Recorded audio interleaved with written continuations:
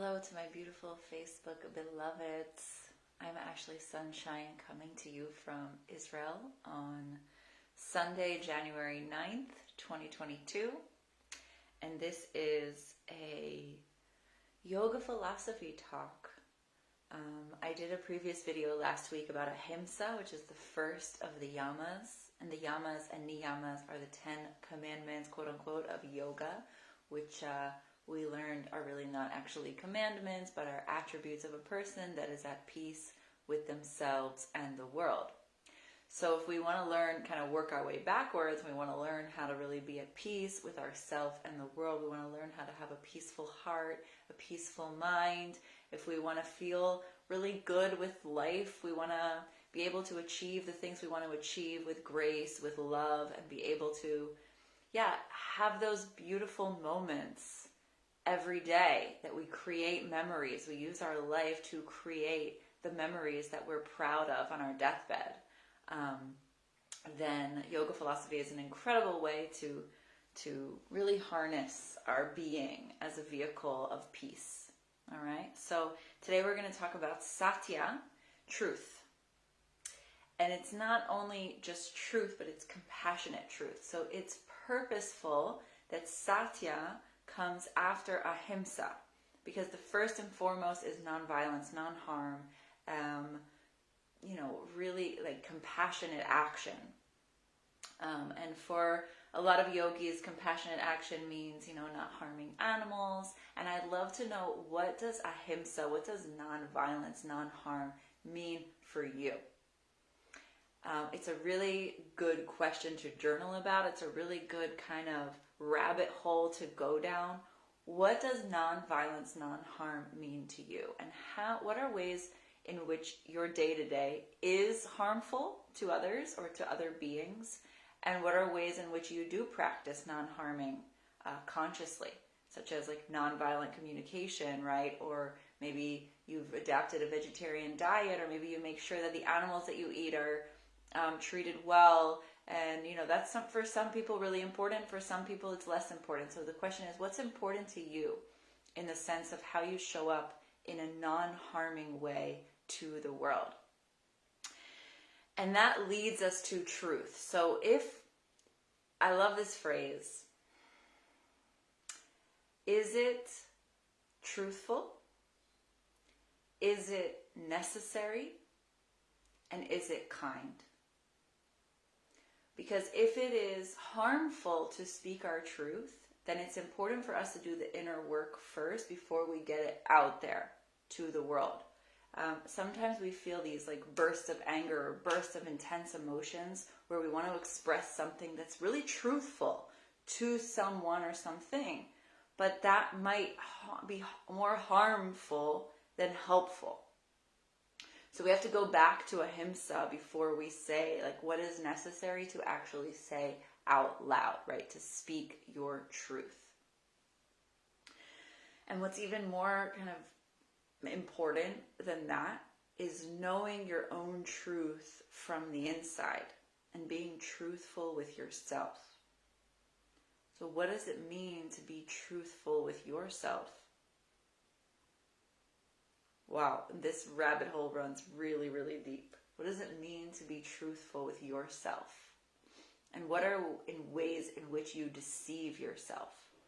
What are ways in which you override your own inner truth in order to have a temporary pleasure? Yoga speaks to this a lot. What's the difference between long-term pleasure and temporary pleasure? Can we unattach from that temporary pleasure and find a deeper place of satisfaction within from which we can operate?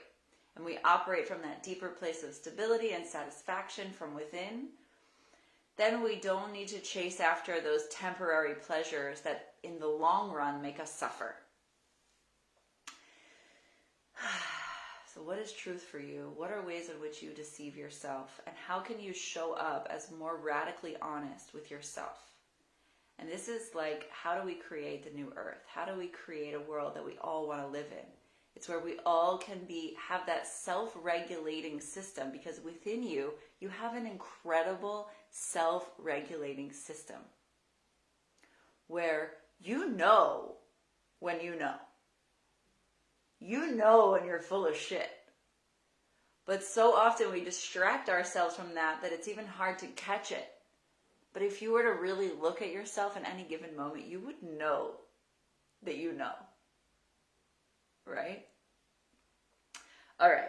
So what I love about Satya is it really speaks to the power of manifestation. It's where the old school yoga traditions and techniques and teachings and texts really relate to the new age kind of manifestation age, where we're all learning about the law of attraction and how does it work and how do we create, the life that we really want to live using the magic of our presence and the magic of our magnetism.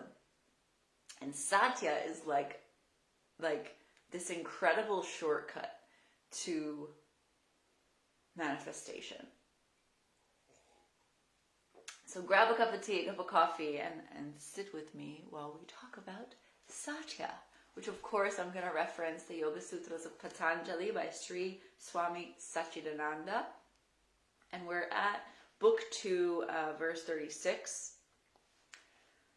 This is where they introduce all the Yamas and Niyamas. So we're talking about the second Yama, Satya, to one established in truthfulness, actions and their results become subservient. So my vocabulary is pretty good, and I'm pretty sure that subservient means less important. So correct me on that if you're tuning in and you know what that word means, or you can look it up in the dictionary and let me know. But I'm pretty sure it means that it's less than, subservient, like less than. To one established in truthfulness, actions and their results become subservient, because truthfulness trumps, right? Truthfulness is the highest virtue here. And non-harming, of course. By the establishment of truthfulness, yogis get the power to attain for themselves and others the fruits of work without doing the work. Okay, so there we are, manifestation. How do you attract things to you without actually having to go out there and get it? Woo-hoo-hoo. In other words, things come to you automatically. All nature loves an honest person. Okay, all nature loves an honest person. I really love this phrase. It's like all of nature. So not only other people, but that's for sure, right? If you are radically honest, if you show up with life with a deep sense of like, I'm being for real. I am real. I am showing up with all my realness. People are going to be able to feel that, right? You walk into a room and you know, like, I can trust that person, right? You walk into a room and you can sense in someone's energy if they are honest and real. And all nature loves an honest person. So it's not only other people, but it's also nature. So this is speaking to the fact that we are constantly emitting a certain frequency. And the level at which we practice truthfulness and honesty shows up in our energetic field. And it is sensible by those around us and by nature itself, right? Meaning animals, plants, earth, water, fire, air can actually sense and co-create with us. We are in constantly a process of co-creation. We're constantly co-creating with the world around us. Things seen and unseen. Things known and unknown. And if we can really claim and own the fact that we are constantly co-creating with everything around us, then we want everything to be on our side. We want to be honest, transparent, vulnerable, authentic to the world around us in order to have allies. If we're fake, if we have something else going on in our hearts, and we're speaking something different, then it's difficult for us to form allyship with those around us. And everything is a co-creation. We want allies all around. So honesty with the self and honesty with others is, it's the best way to create that allyship with everything around you. And from there, you have the power of the whole universe. From there, you have the power. Like, we are also in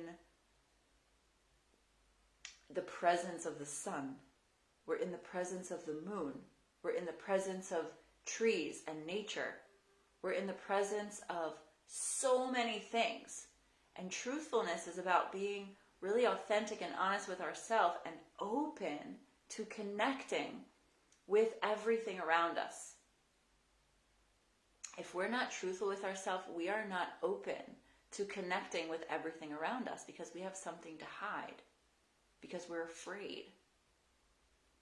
Why would we hide anything? Okay, we're going to get there because it talks about fear in this book, and I love it. Okay, so when you are an honest person, when you are fully honest with yourself, all nature loves you. You need not run after things, for they will run after you.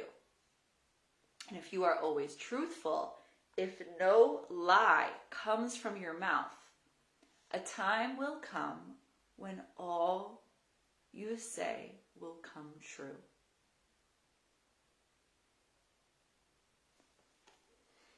Okay, so there's really a lot to unpack here, and there's just a big question mark for me of like, okay, how do we do that though? How do we be an honest person? How do we operate so that every single thing that we say is true? Whew, it's pretty intense.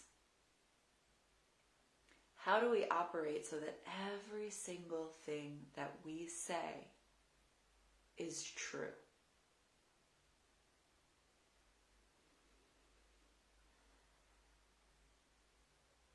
In our world, we have a lot of focus on the outside world. How do people perceive me? What do I want them to see?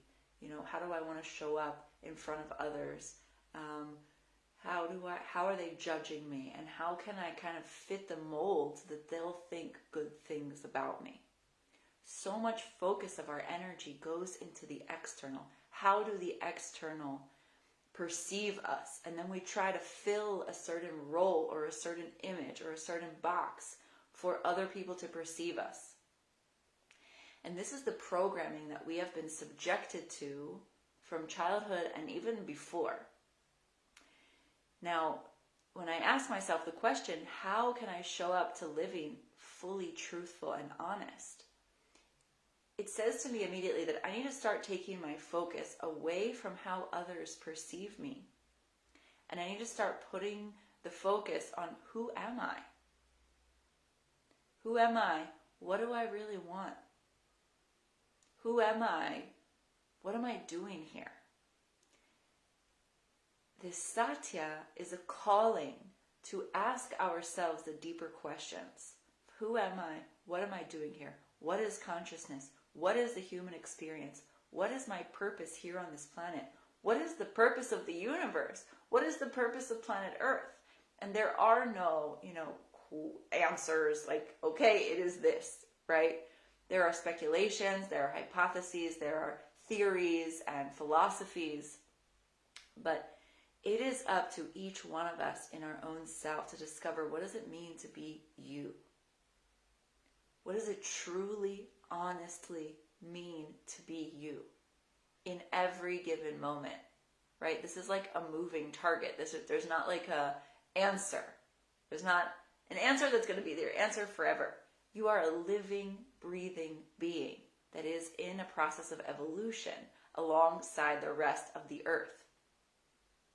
So if you're a living, breathing being who's alive, and that means you're changing all the time. So the answer to the question, who am I, is a moving answer. So it's up to us to develop practices which are outlined by yoga and by many other, traditions. You don't only have to do yoga in order to be able to live in truth. You can do many other different practices, Tai Chi, Qigong, dance and painting, and any kind of like hobby that gets you connected inward. Any kind of practice that gets you connected to the internal world. Because what's been happening is we've been tricked. by the outside. Okay, if I make this much money, then I'll be worthy. If I achieve this and this thing, then I'll be good. So I need to focus on that.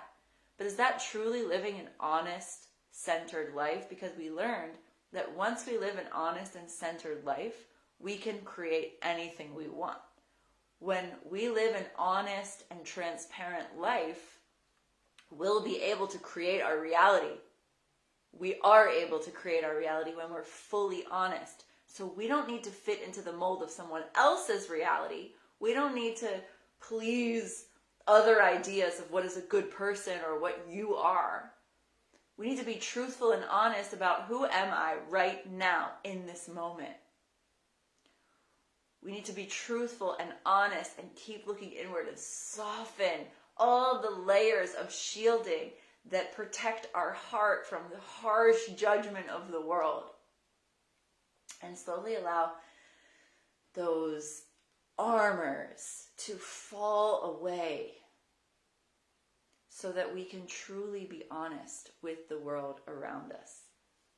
I'd love to hear your thoughts on this. If you're live or watching the replay and you have thoughts about, what does it mean to be truly honest? What does it mean to live an honest life? How do you practice truthfulness on a moment-to-moment basis? This really calls in the tools of mindfulness, of meditation, of presence, and awareness. That's good coffee. That's a good coffee. All right, let's keep going. So even if you say something by mistake, it will happen because by the practice of Satya, the words become so powerful and clean that honesty observes you. What does that mean? Honesty observes you. That you just become honesty, right? That honesty is like, honesty observes you. That honesty follows you. That you become an authority about what is honesty. When we practice so deeply a life of honest authenticity and vulnerability and transparency, we don't have to try to be something that we're not. We don't have to pretend that we're like, we're not a hot mess. We don't have to pretend that we just have our shit together and everything's fine. Because anybody that's sensitive to that will be able to see right through it. Anybody that's sensitive to energy will be able to see right through it. Like, no, bro, it's not all good. But okay, Okay. It wants to be with you always. Honesty wants to be with you always. If a curse is spoken, it will happen. If a blessing is said, it will happen. The more we lead a life of honesty, the more we will see the results. And that will encourage us to be more honest. So honest creates more honest, creates more honest. Dishonesty creates more dishonesty, which creates more dishonesty. Right? So where in your life are you being dishonest with yourself? Like, it's fine. I'm not really in love with my partner anymore, but it's fine. Or I'm not going to do anything about it. I'm not going to say anything. Let's just keep it safe and keep it stable. Right?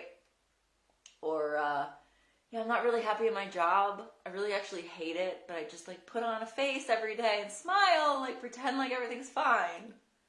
Right? What's going to happen? Your health is going to decline, and you can imagine what happens from there. Okay, so here's the fun part. With establishment and honesty, the state of fearlessness comes. One need not be afraid of anybody and can always lead an open life. Okay, so when you're honest, a state of fearlessness comes. Because when you're truly honest, what has to happen? You have to connect with the deeper truth. You have to connect with the truth of who you are. When you connect with the truth of who you are, you don't need to be afraid of the world, because the truth of who you are is eternal, is timeless, is limitless and expansive. It's pure source. The truth of who you are is pure source. And if you're connected to that, it's honesty is basically a constant practice of connecting to the truth of who you are. If the truth of who you are is pure source, then it's a practice of constantly connecting to pure source. What is, and some of us that haven't experienced pure source, are like, well, what's that? And it's like, okay, well, that means you need to practice yoga or meditation, right? To just taste it, to just feel that. Or ask yourself, what's a moment that you have totally just lost yourself into bliss? That you lost track of time, that you lost track of where you are, that you got totally immersed into the flow state, that you just sensed this expansiveness, this timeless expansiveness.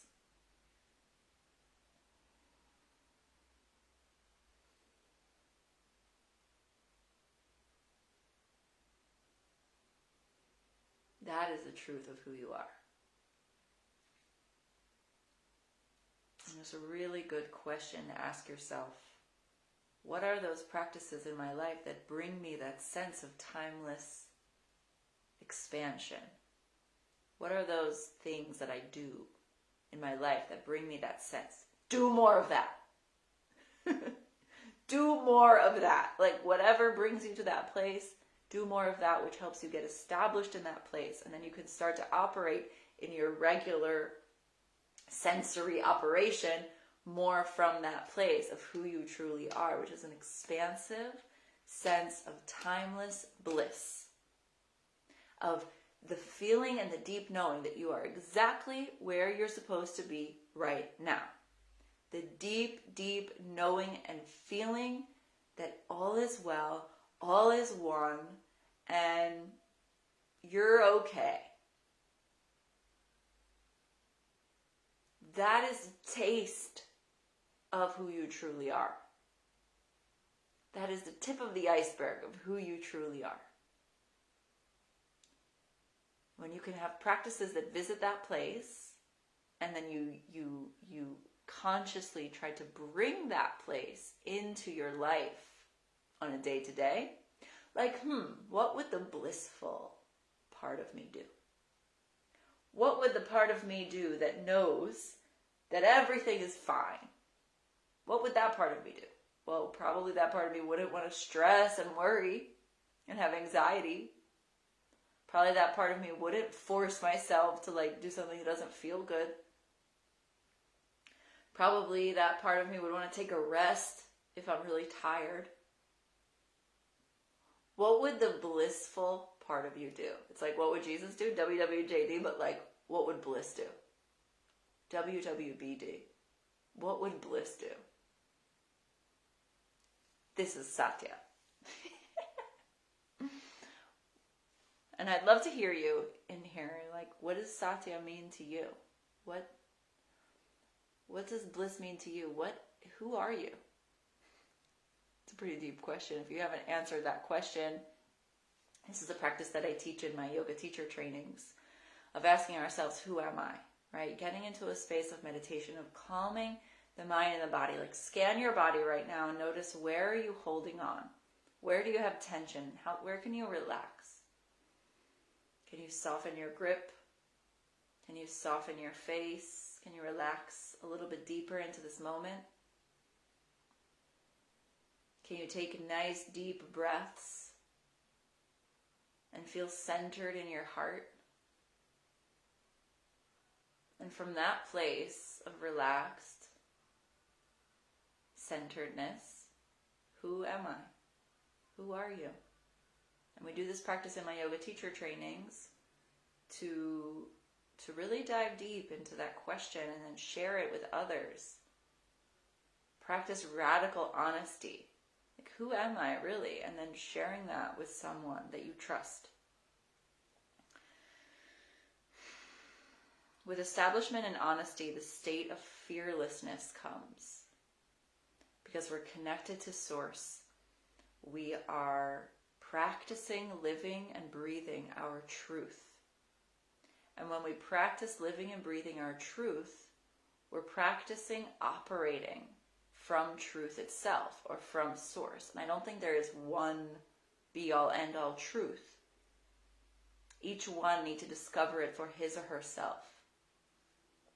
But when we're established in living from source and living from our own truth, we develop a sense of fearlessness.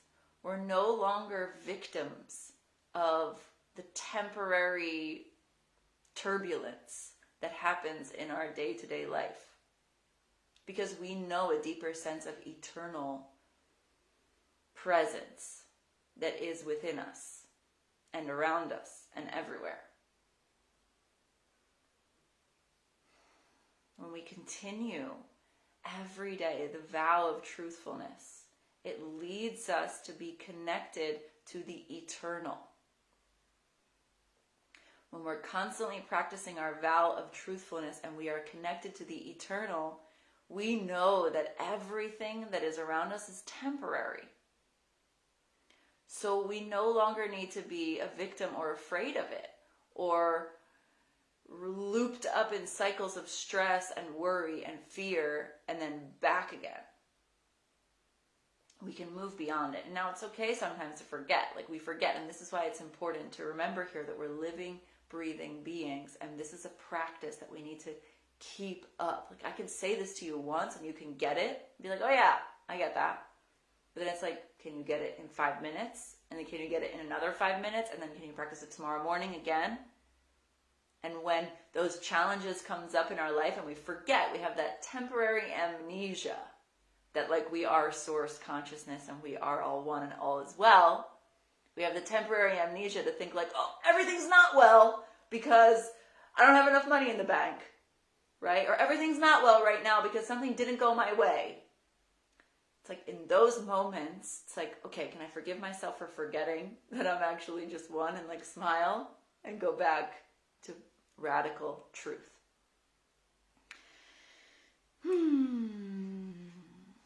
One need not be afraid of anybody and can always lead an open life. I really feel that the medicine that our world needs is this radical honesty and living full open lives. And each one of us untangling, what does that mean for us? Where are we putting forth a facade? Where are we putting forth too much energy on how other people are going to think about us? And know that our worth is inherent. The truth is that our worth is inherent within us. And so much programming has led us to think that we need to earn our worth. We need to prove to others that we are worth something. We need to prove to ourselves that we're worth something.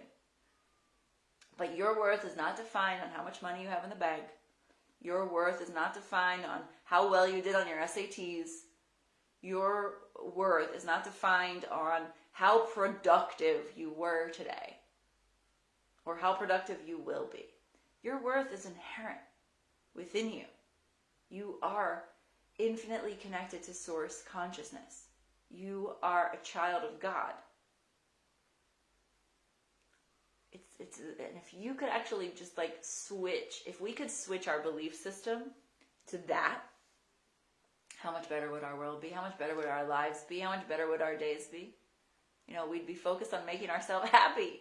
We'd be focused on enjoying every moment and having that be a cumulative for enjoying our life, right? And it's again that knowing between the difference between temporary pleasure and long-term pleasure. What brings us long-term happiness? What brings us long-term pleasure? And connecting into that truth, because the truth is not just defined to this moment, right? The truth is like our whole life. The truth is like all of existence, beyond time and space. A vow of absolute honesty means we can no longer tell white lies either. If by being honest we will cause trouble, difficulty, or harm to anyone, we should keep quiet instead. Instead of lying and saying things like, I don't know, we can be frank and say, I know, but I don't want to tell. This does not mean you should protect a criminal. Okay. So if we if you have nothing nice to say, then don't say it at all, right? And it's not even about nice. It's about like, okay, I'm going to leave you guys with this. So when we are centered in a place of truth and also non-harming, when we're centered in a place of truth and compassion, we can say truth that is hard to hear, like hard pills to swallow, like telling someone close to you something that you know that it's going to help them if you say it, but it's not going to be nice for them to hear in that moment. But if you are centered, and that's where it's like, it's kind of like this gray area of like a white lie, or like, should I tell them, but it's going to hurt them? But it all depends on what kind of energy you are centered in when you tell them. And I'm working on this myself.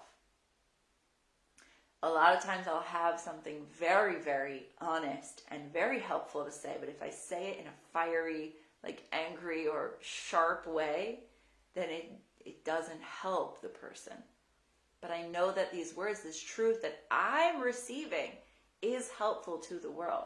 I know that the messages and the understandings that I have about others and about my life and about the way the world is functioning is really helpful and can be really transformational. But if I say it in the wrong way, it could be harmful. So if we are centered in source energy, if we are centered in compassion and unconditional love, we can actually get away with saying a lot more. If we are centered in unconditional love and compassion and truth, and the knowing that all is well, what would bliss do? WWBD, what would bliss do? If we're centered there and we still have something honest to say that's going to make the other person a little bit uncomfortable, it's okay to say it, because you are creating a safe space in which another, because you're so radically honest with yourself, another feels safe to be radically honest with themselves. If you are so radically honest with yourself and you've created this safe temple within and around you, where you know that all is well, but you still have something to say that might be a hard pill to swallow, you'll be able to say it.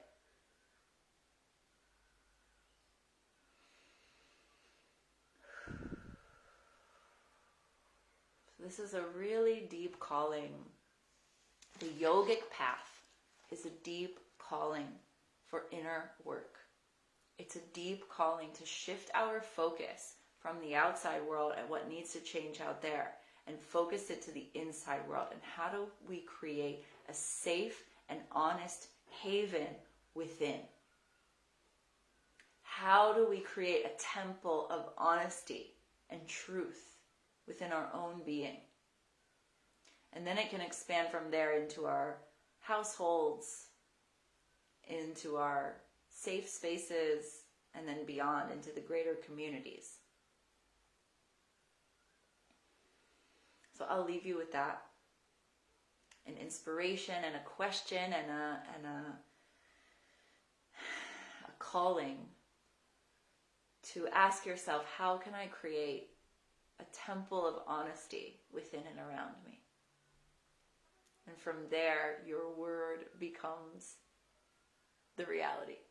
From there, your words, spells, create what is.